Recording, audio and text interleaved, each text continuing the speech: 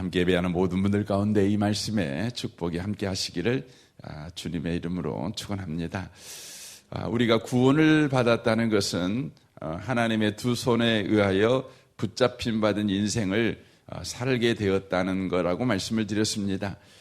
그런데 하나님이 우리를 두 손으로 붙잡을 때 우리의 두 손을 붙잡는 것이 아니라 우리의 한 손을 바로 붙잡는다, 이렇게 말씀을 드렸습니다. 이것은 하나님이 우리에게 허락한 구원이 하나님의 절대 주권 안에 있는 구원, 바로 후회하지 않는 바로 구원이라는 것을 우리에게 보여줍니다. 로마서에서 후회하지 않는다, 우리의 부르심과 은사에는 후회함이 없다, 이런 말씀이 있는데, 거기에 후회함이 없다는 말은 물샐 틈이 없다, 이런 의미의 말입니다. 그러니까 우리에게 허락한 구원에는 빈틈이 없다는 거예요. 어떤 것도 그 구원을 흔들 수 있는 연약한 구원, 틈이 많은 구원이 아니라는 것입니다. 그래서 로마서 8장에서 말씀하죠. 그리스도 안에 있는 하나님의 사랑에서 끊을 수 있는 어떤 피조물도 없다는 것입니다. 어떤 세력도 없다, 이렇게 말씀을 하시는 것이죠. 하나님 자신도 우리에게 허락한 그 구원을 취소시킬 수 없다는 것입니다. 하나님은 우리를 구원한 그 구원을 영원히 바로 유지시키신다는 것이죠. 그래서 하나님께서 두 손을 우리의 한 손을 붙잡는 일에 바로 쓰신다고 하는 것입니다. 주님에게 있는 모든 힘을 동원해서 우리를 바로 붙잡고 있다, 이렇게 말씀합니다. 그럼에도 불구하고 하나님은 우리에게 한 손을 바로 자유롭게 쓰도록 허락하신다는 것이죠. 이게 참 신비한 것입니다. 여기에가 하나님께서 우리에게 허락한 구원이 무엇을 목적으로 하고 있는가를 우리에게 가르쳐 주는 것입니다. 하나님이 하나님의 두 손으로 우리의 두 손을 붙잡았다면 저와 여러분들에게는 바로 구원이 바로 자유가 없는, 하나님에게 완전히 바로 사로잡혀 버린 바로 구원이 되는 것이죠. 그러니까 저와 여러분의 구원은 그때부터 저와 여러분은 오므락달싹할 수 없는 바로 구원이 되는 것입니다. 그 구원은 저와 여러분을 하나님께서 종으로 삼고자 하는 목표를 가진 구원이다, 이렇게 이해하게끔 만들어버리는 구원이죠. 그런데 하나님께서 저와 여러분에게 허락한 구원은 우리의 한 손은 잡지만 한 손에게는 자유를 주는 바로 구원이라고 하는 것입니다. 자유를 주었다는 것입니다. 어제 말씀을 드렸죠. 그것은 곧 무엇을 의미한다고 말씀드렸습니까? 하나님이 저와 여러분을 바로 가족으로 삼았다, 이것을 의미한다는 것이죠. 가족관계의 목표점은 어디입니까? 사랑하는 것입니다. 서로 사랑하며 사는 것입니다. 여러분, 사랑하며 사는 데에는 반드시 뭐가 필요하냐면 자유가 필요한 것입니다. 여러분, 자유의 행위가 열매로 드러나는 게 뭡니까? 그게 바로 사랑입니다. 그러니까 자유가 없는 데에는 사랑이 없는 거예요. 여러분 부부 간에는 자유가 있죠. 아내를 미워할 수도 있고, 아내를 애면할 수도 있는 자유가 있죠. 남편을 여러분 욕할 수도 있고, 남편을 의심할 수도 있고, 남편을 미워할 수도 있는 자유가 여러분 부부관계에는 있습니다. 그런 까닭에 부부관계에는 뭐가 지향점이냐면 바로 사랑이 지향점입니다. 그게 없으면 여러분 사랑이 아니거든요. 무슨 의미의 말씀입니까? 여러분과 제가 사랑을 한다는 것은 자유를 반납하는 거예요. 그렇죠. 자유, 내게 있는 자유가 욕을 할 수도 있고 떠나버릴 수도 있고 비난할 수도 있고 뭐 그럴 수 있죠. 내가 요구만 할 수도 있겠죠. 그런데 그 자유를 다 반납하는 거예요. 왜냐하면 그와 함께 있는 것이 바로 그를 믿는 것이, 그를 섬기는 것이, 그와 함께 하는 시간이 내가 도망가고 내가 의심하고 내가 불평하고 원망하는 것보다 훨씬 가치 있다는 것을 우리가 깨달음으로 말미암아 자발적으로 내가 불편을 선택하는 것이죠. 희생을 선택하는 것이죠. 이게 뭐냐면 이게 바로 사랑이라고 하는 것입니다. 자유가 없는 데에는 사랑이 존재하지 않습니다. 너 나 사랑해 라고 요구를 했는데 내가 사랑하지 않으면 폭력이 가해지고 내게 어려움이 가해짐으로 그 사랑을 요구한다면 그건 사랑이 아니죠. 내가 자발적으로 그를 위해 헌신하는 거죠. 희생하는 거죠. 그런데 자발적인 희생과 헌신이 내게 기쁨을 줘요. 내게 감사를 허락해요. 내게 만족을 허락해요. 풍성함을 내 마음에 일으켜요.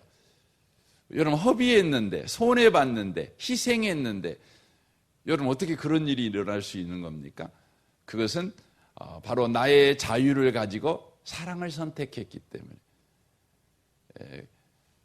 바로 희생보다 여러분 훨씬 큰 보상이 내게 주어지는 거죠. 그게 사랑이라는 것입니다. 하나님은 저와 여러분을 구원하신 목표가 뭐냐면 하나님을 사랑하는 자가 되게 하는 것입니다. 그래서 하나님께서 애굽에서 건져내온 이스라엘 백성을 향해서 말씀하죠. 뭐라고 말합니까? 너는 마음을 다하고 목숨을 다하고 뜻을 다하여 하나님을 사랑해라. 이것을 네 자식들한테도 가르쳐라. 하나님 사랑해라. 이렇게 말합니다. 이것은 명령이 아니에요. 이것은 너희를 구원한 하나님의 구원, 그 구원의 목표점이다. 그리고 내가 너를 구원했는데 너희들이 그런 사람이 되도록 너희들의 인생 속에 일하겠다. 그런 의미의 말입니다. 이게 참 어렵죠. 자유를 가진 사람에게 나를 사랑하게끔 만들어가는 일은 어렵죠. 맷때린다면 쉬운데 자유를 주어가지고 나를 마음을 다하고 목숨을 다하고 뜻을 다해서 사랑하는 존재로 만든다는 것은 어렵습니다. 그래서 하나님께서 어떻게 하십니까? 하나님께서 우리를 얼마나 사랑하는가를 우리의 인생 속에 끊임없이 보여주는 것입니다. 그 궁극적인 바로 자리가 어디입니까? 바로 예수의 십자가입니다. 예수의 십자가이죠. 이 아침에 오신 복 있는 성도 여러분, 우리가 기억하셔야 됩니다. 하나님은 우리를 가족으로 삼았고 우리를 향한 궁극적인 목표점은 하나님과 사랑의 관계 가운데 있게 하는 것입니다. 이를 위해 우리에게 뭘 줬다고요? 자유를 줬습니다. 자유를 줬습니다. 근데 우리가 여기서 놓쳐버리는 것이 있어요. 오해하는 것이죠. 그게 뭐냐면 하나님을 향한 우리의 사랑은 점점 잘한다. 점점 이렇게 성숙해진다. 이런 생각을 우리가 갖습니다. 그러니까 어제보다 내가 오늘 더 하나님을 사랑하고 어제보다 모레는 더 하나님을 더 사랑하고 내가 신앙생활을 하면 할수록 더 하나님을 사랑하게 된다. 이런 생각을 우리가 갖습니다. 그런데요, 그렇지 않습니다. 그러니까 하나님을 사랑하는 것은 이렇게 기계적이지 않습니다. 인격적입니다. 그래서 거기에 뭐가 있다고요? 자유가 있어요. 자유. 여러분, 자유가 있는 까닭이에요. 사랑이라고 하는 것은 내가 점점 은행에다가 내가 오늘은 10만 원 저금하고 내일은 10만 원 저금하고 그러면 여러분 은행 통장에 보면 얼마가 찍혀 있습니까? 20만 원이 찍혀 있는 거잖아요. 그리고 일주일 후에 또 10만 원을 넣으면 30만 원이 되고, 그렇죠? 그리고 은행 통장에 찍혀 있는 그 30만 원은 어떤 경우에도 안 사라지잖아요. 그렇죠? 여전히 30만 원이 있는 거예요. 그리고는 또 10만 원 채우면 40만 원이 되는 거죠. 우리는 하나님과의 관계를 이렇게 생각을 합니다. 그래서 여러분과 제가 신앙생활 하다 보면 굉장히 놀래요. 왜 놀래냐면 내가 어저께 새벽 기도하고 주일 예배 드리고 그래서 10만 원 예금하고 20만 원 예금하고 그래서 내 지금 마음의 통장에 20만 원어치 하나님 사랑이 있다고 생각했는데 통장을 떠들어 봤더니 하나도 안 남은 거예요. 영원인 거예요. 깜짝 놀라는 거죠. 여러분, 그게 정상입니다. 왜냐하면 하나님과 우리와의 관계 속에 사랑으로 발전하는 일에 하나님이 우리에게 허락한 것이 뭐냐면 자유이기 때문에 그렇습니다. 이게 부부관계랑 똑같습니다. 여러분, 부부가 결혼하면 여러분 언제 제일 사랑이 뜨겁나요? 언제 제일 보고 싶고, 봐도 보고 있어도 보고 싶고, 뭐 그런다 그러잖아요, 표현이. 언제 그럽니까? 여러분, 막 결혼할 때 그럽니다. 결혼 30년 되고 40년 되고 50년 되면 그 연락 오면 귀찮아요. 보고 있으면 안 보고 싶고, 안 보고 있으면 편안하고, 뭐 그런 거죠. 보고 싶은 건 이미 사전에 없는 거예요. 생각해보면 제일 뜨거웠던 사랑의 시절은 결혼해갖고 첫날, 뭐 이튿날, 3일째, 뭐 이런 거잖아요.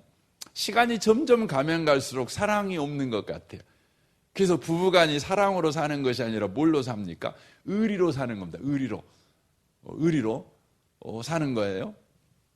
정으로 사는 거죠. 미운 점, 고운 점, 그렇게 그냥 사는 거죠. 익숙함으로 그냥 사는 거죠. 1년 살고 2년 살고 10년 살고 30년 살고 이러면 사랑이 점점 남편에 대한 사랑이 막 커져요. 그러면 여러분, 우리 한은이 하는 말로 뭐라고 그럽니까? 심장병 걸려고 다 죽어버린다고 그러잖아요.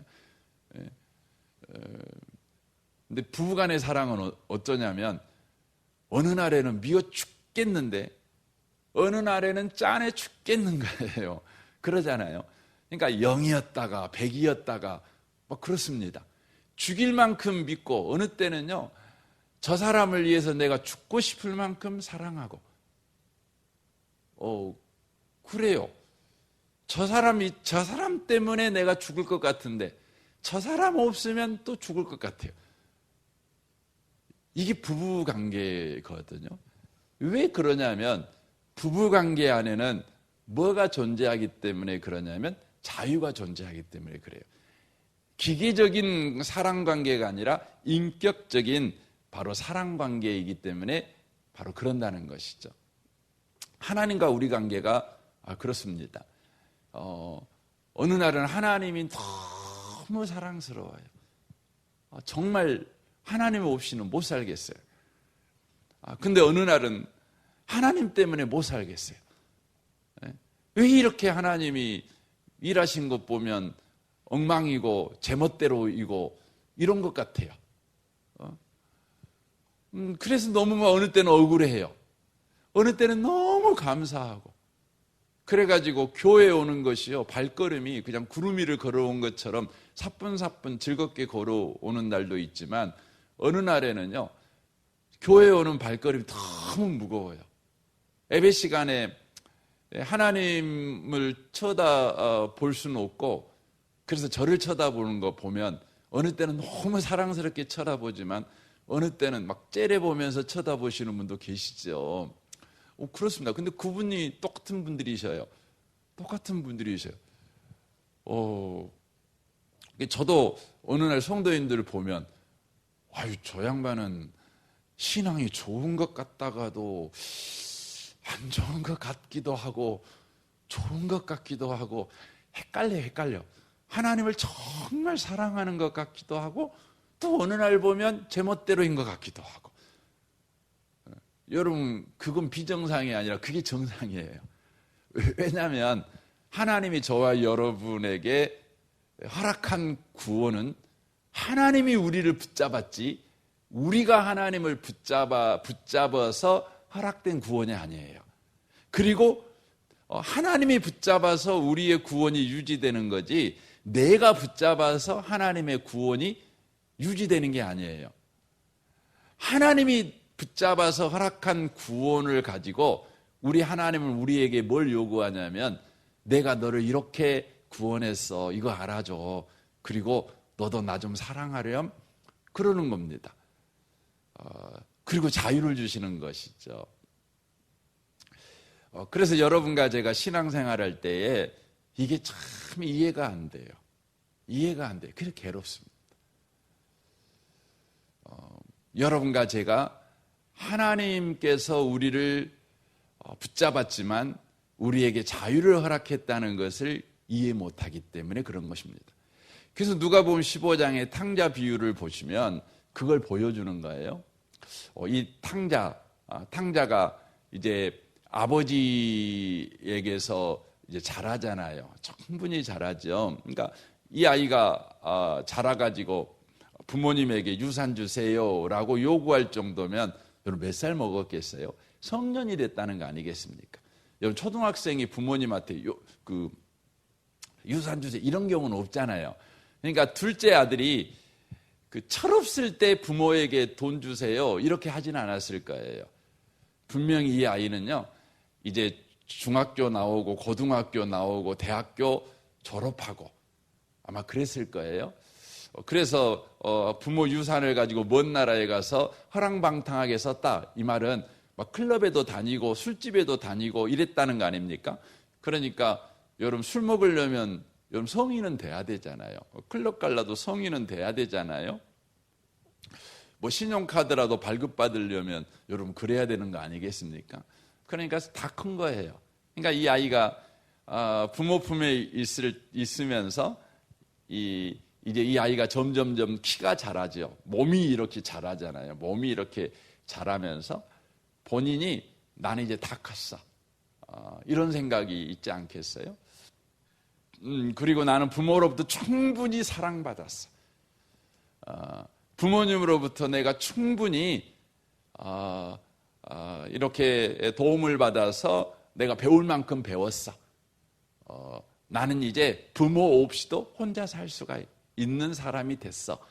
이 생각을 이 아이가 분명히 했을 것입니다. 그리고 이 아이는 부모님에게 말했을 거예요. 부모님, 아버님, 제가 이만큼 컸습니다. 이만큼 키워줘서 너무너무 감사합니다. 이제 제가 독립하려합니다. 독립하는데 마지막 한번 도와주십시오.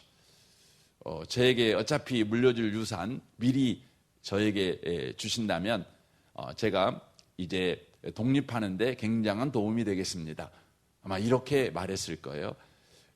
우리가 누가복음 15장을 읽을 때 이 탕자가 아주 건방지게 가갖고 아빠 돈 내놔 이렇게 말했을 거라고 우리 미루어 짐작하지만 가만히 생각을 해보면 굉장히 공손하게 또 합리적이고 논리적으로 이렇게 부모에게 이야기를 했을 것 아니겠습니까?